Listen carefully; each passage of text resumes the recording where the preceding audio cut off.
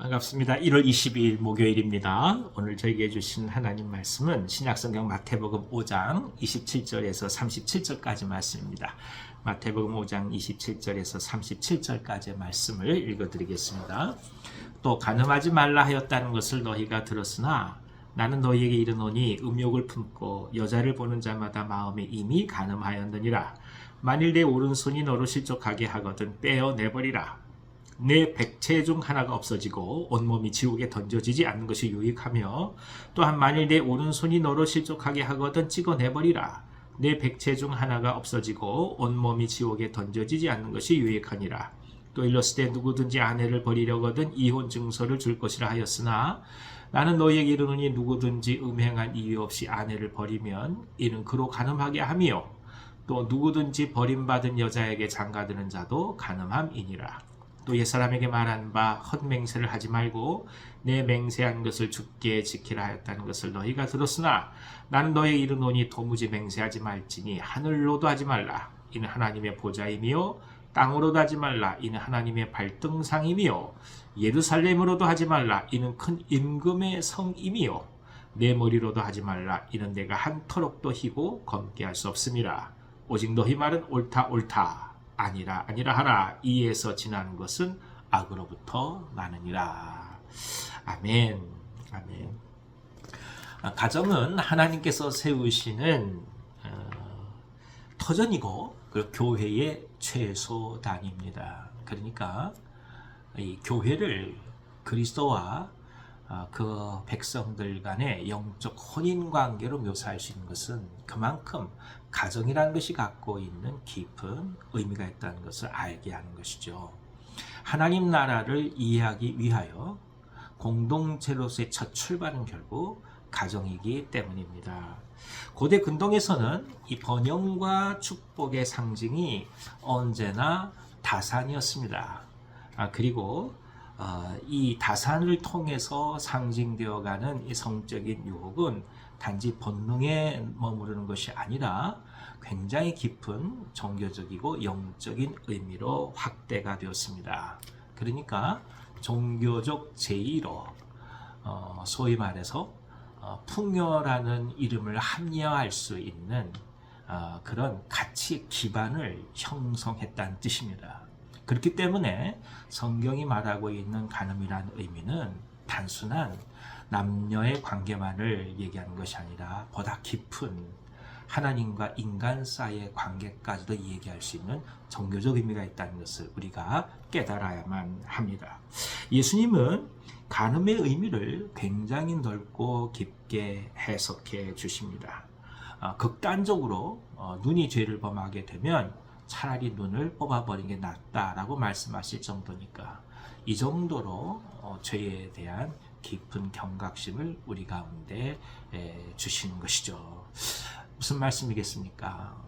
사실 우리가 실수도 많이 할 수 있는 것이고 자질구레한 많은 죄도 지을 수 있는 것인데 그럴 때마다 눈을 뽑아버리면 어떡하겠습니까? 그러니까 이 말씀이 의미하는 바는 뭐냐면 그만큼 죄는 반복적인 습관을 갖게 하고 치명적인 파괴력이 있다고 하는 것을 예수께서 역설적으로 말씀하신 것입니다. 죄는 반복적입니다. 그리고 그것은 습관적입니다. 그래서 우리가 해결하는 것이 중요할 수밖에 없지요. 계속해서 우리 자신을 비워갈 수밖에 없는 것이 이것이 당연한 이치입니다. 그러니까 인간의 본성 자체가 죄를 향해 달려갈 수밖에 없는 존재이기 때문이에요. 우리가 쉽게 말해서 온전한 상태인데 그 상태에서 이런저런 상처를 받고 어려워서 왜곡됐다 그런 뜻이 아니에요. 인간은 이미 죄로 인해서 오염된 존재로 이 땅에 태어납니다. 그것이 회복되어 가서 하나님의 형상으로 만들어져 가는 것이지 우리가 이 땅에 나올 때 완벽한 존재로 오는 것이 아니라는 거죠. 그것을 깊이 예수께서 각인시켜 주십니다. 헤어나올 수 없는 강력한 죄의 심에 대해서 경고하시고 그래서 우리가 어떻게 이 죄를 향해 대응해야 될지까지 말씀하신 거죠. 그 중에서 가장 대표적인 것이 바로 이 간음죄였다는 것입니다. 더군다나 합법적 이혼 수단으로서 모세가 이혼 증서를 써주라고 얘기를 했는데 과연 이 이혼 증서를 써주러 한 목적을 알고서 이를 행한 것인지, 인간이 갖고 있는 편협함에 대해서도 또 한번 예수께서는 지적하고 계시죠. 율법이라는 이름으로 죄를 합리화시키는 인간의 모순을 신랄하게 비판하고 계신 것입니다.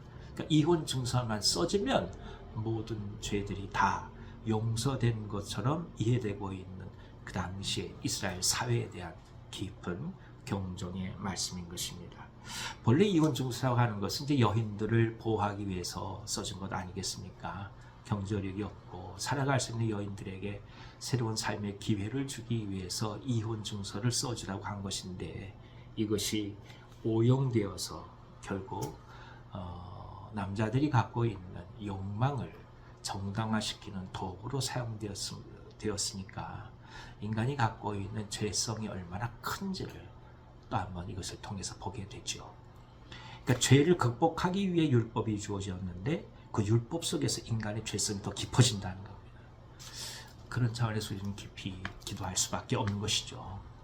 한편 더 나아가서 맹세를 할 수밖에 없는 인간들의 지나친 가벼움에 대해서 이야기합니다. 우리가 그렇게 진중한 사람들이 못 됩니다.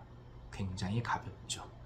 눈앞에 보이는 단 한 톨의 이익을 위하여서 우리는 얼마든지 우리의 가벼움을 사용할 수 있는 존재들이란 뜻입니다. 헛된 것에 맹세를 하면서 하나님의 이름을 함부로 사용하는 것도 막을 수 없었던 것이 그 당시의 사회 상황이었고, 동시에 오늘 우리가 겪는 유혹이기도 한 것입니다. 결국 무엇을 얘기할까요? 우리의 한계를 인정하라는 겁니다. 우리가 그렇게 도덕적인 존재가 되지 못하고, 그리고 완벽한 존재가 아니라는 것을 인정하라는 거예요. 그리고 하나님의 은혜를 구하라는 것이 예수님의 말씀입니다. 그분께서 이루신 하나님 나라를 바라보면서 오늘 우리에게 주어지는 삶, 그리고 말씀을 통해 찾아오는 계명과 율법이 왜 우리에게 주어졌는지 그 의미를 깊이 생각해 가면서 우리 주위에 있는 사람들과 공동체와 관계를 맺어갈 때 그 의미 속에서 하나 둘씩 길을 찾아가라는 뜻이기도 합니다. 율법은 어찌 보면 단순하게 보일 수 있습니다. 그러나 그 율법은 실제로 사람이 지켜야 하는 것이고, 사람은 절대로 완전하지 않습니다. 그래서 하나님의 은혜를 바라보면서 오늘을 살아갑니다. 사랑하는 여러분, 주님의 은혜를 붙드시고 오늘도 기쁨으로 나아가시기를 기원합니다. 하나님의 은혜와 하나님의 사랑이 우리를 살게 하는 것이지, 우리가 갖고 있는 굳은 결심이 살게 하는 것이 아님을 고백하면서 또 한번 열려진 마음으로, 너그러운 마음으로 세상과 우리 주위를 대하면서 하나님의 성품을 품어가는 아름다운 은총이 오늘 하루 저희 가운데 가득하기를 기원합니다. 기도하겠습니다. 하나님 아버지, 사람이 어찌 모든 것을 완벽하게 할 수 있겠습니까? 우리 주님 말씀처럼 보는 것마저도 죄로 향해 갈 수밖에 없는 것이 인간이니 어찌 저희가 죄로부터 벗어날 수 있겠습니까? 그래서 하늘의 은혜를 구합니다. 그리스도의 보혈의 공로를 구합니다.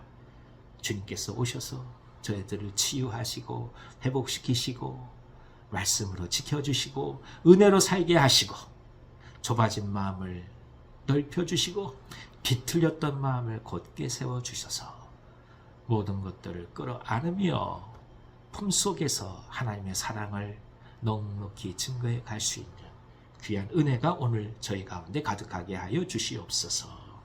환우들 지켜주시고 말씀으로 함께 해주시고 용기를 더해 주시고 회복이 있도록 역사하여 주시옵소서. 하루라는 시간을 주시니 감사합니다. 이 하루 속에 당신의 나라를 경험하게 하시고 당신의 은혜를 경험하게 하옵소서. 예수님의 이름으로 기도하옵나이다. 아멘. 아멘. 오늘 하루도 기쁨으로 승리하시기 바랍니다.